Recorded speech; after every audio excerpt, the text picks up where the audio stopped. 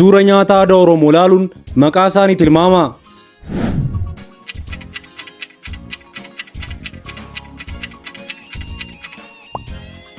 Baay'inaan Oromiyaa lixaa naannoo Wallaggaa keessatti nyaata beekamaa fi jaalatamaa kan ta'e cuumboo yookaan immoo cororsaa.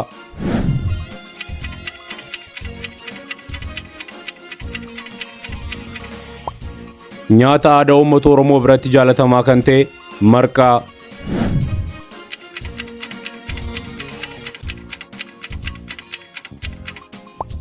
Nyaata aadaa baay'inaan Oromiyaa dhiyaa naannoo Wallaggaatti beekamu aancootee.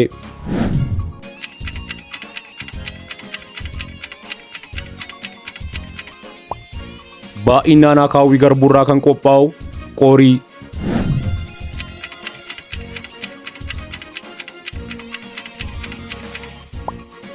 Maxinoo kukkutanii dhadhaa baqsan itti naquun kan qophaa'u nyaata aadaa uummata Oromoo biratti jaalatamaa kan ta'e caccabsaa.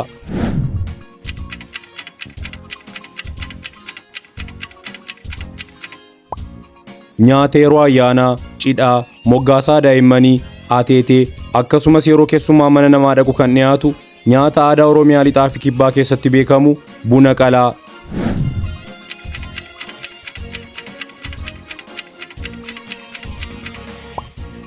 Boqqolloo asheetaa amma daakamee amma tolfamee amma nyaatamu nyaata aadaa Oromoo godina Jimmaa keessatti hedduminaan nyaatamu amma daakee.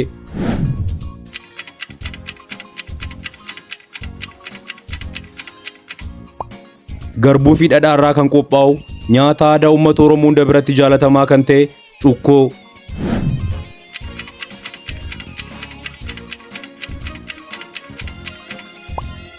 Nyaata baay'inaan Oromiyaa dhiyaa Wallaggaa fi Shawaa lixaa keessatti beekamu qocqocaa.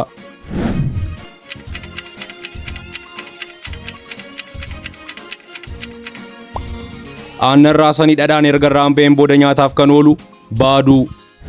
Suura 10 keessaa meeqa akka argattan koomentii irratti barreessuun viidiyoo dabalataaf subscribe gochuun dagatinaa.